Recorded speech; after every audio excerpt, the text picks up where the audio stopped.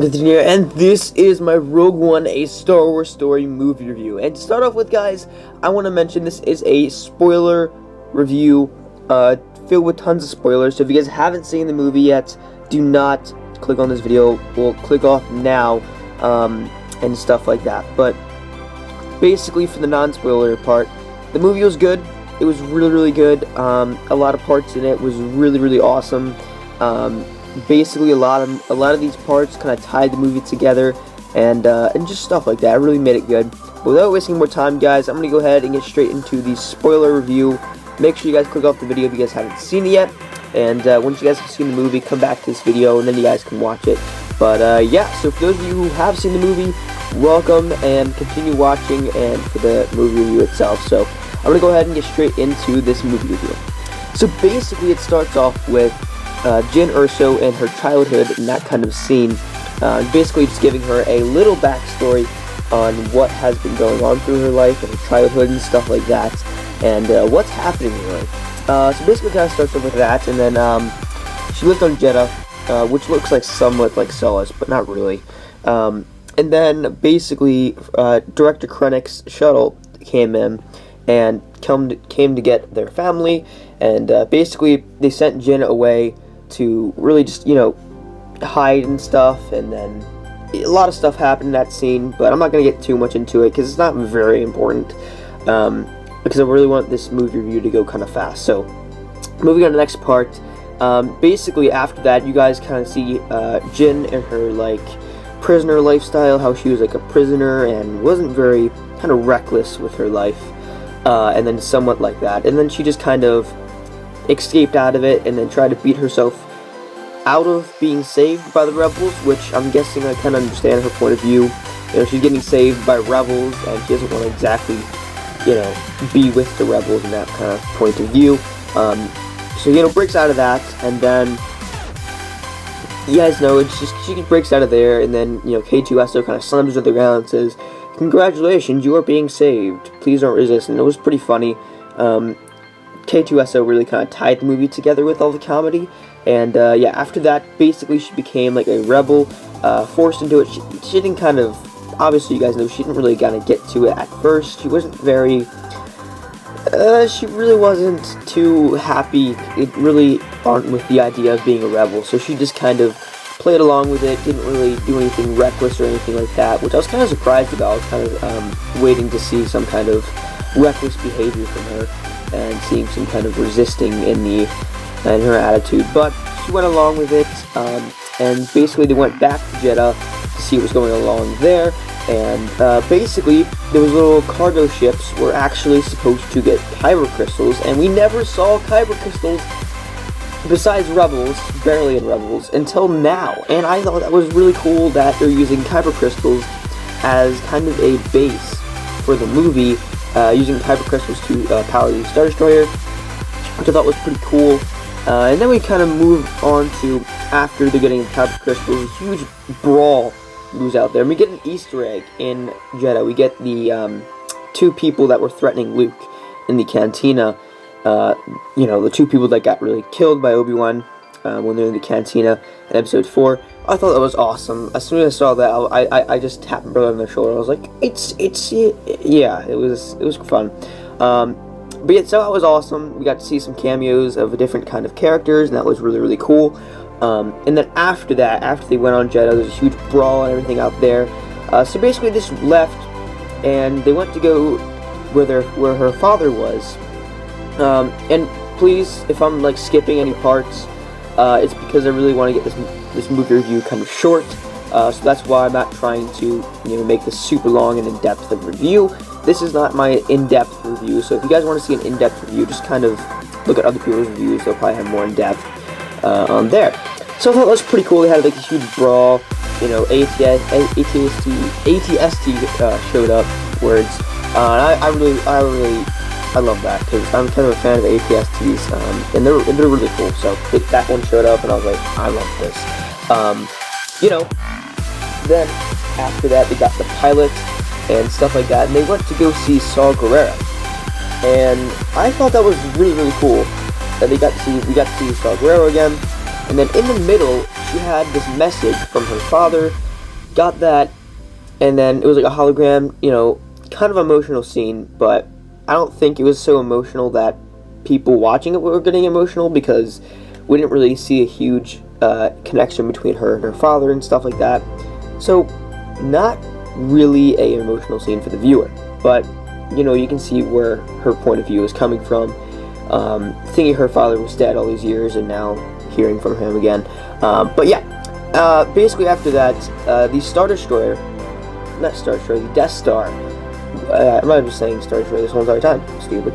The Death Star did her test fire on the planet Jedha. And so after they did that, basically everything blew up and just stuff like that. So yeah, that happened. And then after that test of the Death Star, which I thought was really cool, Saw Gerrera died in his little hideout thing. And so after that, they barely just got out with the U-Wing and stuff like that. Was really, really cool. But, we saw it coming because they had to stay around at least to the end of the movie. But as you guys know that. Then, after they barely got out alive, pretty emotional scene with Saw Gerrera just dying, like in the first 10 minutes of the movie, that felt like. They went to a little base, hangar place, I guess, where the Imperials were at. Where Director Krennic was at, and Galen Erso, which is Jyn Erso's father, was they were at with all the scientists, and then Director Krennic, as you guys know, he was just kind of threatening the scientists, saying, a person who sabotaged the Death Star plans, set forward, and then they would kill him. But then he was like, okay, let's give him a group effort, and then almost killed him, and then Galen Erso stepped in. And then even then, after he, confessed, it was still pretty cool because it showed a connection between Director Krennic and Galen Erso. How they kind of had a connection that even though he was going to kill the scientist who sabotaged the plans, he was the person who sabotaged the plans, and he didn't kill him. So I thought it was pretty cool, and we got to see a little connection going on between both of them. I mean, obviously it wasn't connection like super big connection, but it's they worked together before, and that's probably why there was some kind of connection there, because obviously there was connection. But then after that, they got out alive. Galen Erso died there, another death in like the first 20 minutes of the freaking movie. Jyn in tears, really, because that's her father, so it's sad as well there. And then they got out. They had to get out because there were stormtroopers surrounding her and just basically shooting at her. And obviously, again, they had the worst aim ever, obviously. Then she got out of there alive. They left, and then they went back to the Rebel base, where they were discovering all the plans. And on Krennic's side of the view, you guys are probably wondering that, if you haven't seen the movie already and you're still watching because you're an idiot. On Krennic's side, obviously went back to the castle, saw Darth Vader with Darth Vader's castle on Mustafar, and I thought it was really, really cool to see Darth Vader's castle. I have heard about it before in the comics about Darth Vader's castle on Mustafar, and I thought it was really, really cool. And then obviously we got to see the scene where Darth Vader's henchman, basically, I thought it was Darth Sidious for a little bit, but I was obviously like, this can't be him, that's stupid. And we got to see Darth Vader in the back tank, not clothed on at all, didn't have his breathing apparatuses and all that kind of, his suit basically, and him in the back of the tank, and I was like, whoa, that is cool, and then, so got out of there, had this huge talk with Krennic, and got to see Darth Vader for the first time in Rogue One. And I was like, this is really freaking cool. I really, really, really like this.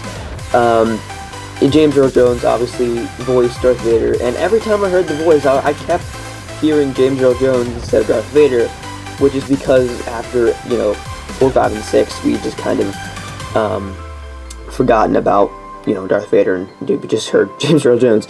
After that, the rebels were planning their attack, and majority of the table said that they weren't going to attack the Imperials, they're just going to surrender, which I thought was pretty stupid. And then Jyn was, obviously having some motivational speech about hope again, because she's obsessed with it, pretty much, because that's the only motivation I was having, apparently. And then you got to see really how cool these troopers are. They're not rebels as in, they're pretty weak. You got to see how cool and how really just awesome they are. Not weak, they're really tough. And so they went to go to Scarif to get the Death Star plans, and they stole the cargo ship, and then they left with that, with a bunch of rebels inside of it. And then, so they left with the cargo ship, and they got through the shield, which that's what shows up in the Scarif DLC for Battlefront, which is the shield, and I thought that was pretty cool how Battlefront kind of added that in. So they got through the shield to Scarif, and they got onto Scarif, and then they started planting charges and stuff. And then, so after they planted the charges, they obviously blew them up, and then they started going inside to get the plans. And I thought that was really cool how you got to see like stormtroopers flying everywhere, and they pressed it, and then on the people on the outside were fighting off an AT-AT. X-wings shot at them and stuff like that.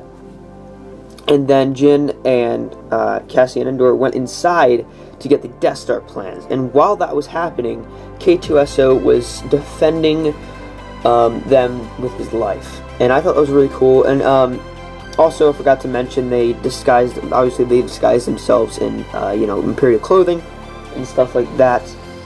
And so K-2SO was, pretty much controlling the outside room. So K-2SO is just out there defending with his life. Obviously, K-2SO is more humorous and more human, as we see. He's more human than Droid, in a way, since he's reprogrammed, rewired, and everything like that, to be more companion-worth and stuff like that. And then, so as he's out there, stormtroopers are coming in. He has a blaster, believe it or not. He's just out there with a blaster shooting stormtroopers because they have terrible freaking aim again. And so yeah, and he's out there with a blast shooting stormtroopers, and stormtroopers shooting back at him. And as they're getting the plans, K-2SO just dies out there, and that's a really emotional hit for Cassian Andor. Obviously, that's an emotional hit for him while he's getting the Death Star plans. And so, he can't control the thing anymore. So, they have to break through the glass, and they climb up, as you guys saw in the movie, they climb up that little tower thing where they have to get the Death Star plans. So, they get it, and Director Krennic shows up with some Death Troopers, and Director Krennic, obviously, he has his gun, and that really matches the Battlefront. I mean, his one-shot kill, he's using that, and he's, like, reloading it. I'm like, oh my gosh, for a Battlefront fan like me, that is so cool to see that aspect added in Battlefront, as it is in the movie. So, he's shooting at them, and then they finally get up, and then Cassian Andor, we feel like he dies right there, but he doesn't. And, so that's really weird. On the outside, all the other teammates of the team are fighting off the rebels, Imperials, sorry. And then you see I forgot his name, but he's out there, and the Force guy who believes in the Force, who's religious about it and stuff like that, he goes out, he's walking towards the power switch, where basically was almost impossible because there's Imperials shooting at them, and they couldn't really move from their bunker. And so he went to go hit the power switch, which pretty much shut down. I did an important thing about that. So he shut down that switch, and then he died.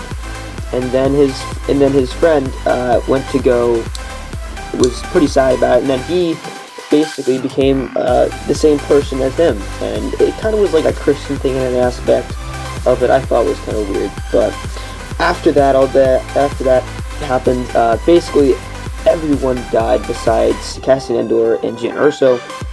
And so they're still fighting off Director Krennic, and then Cassian Andor falls down this big drop, looks like, but it doesn't look too far.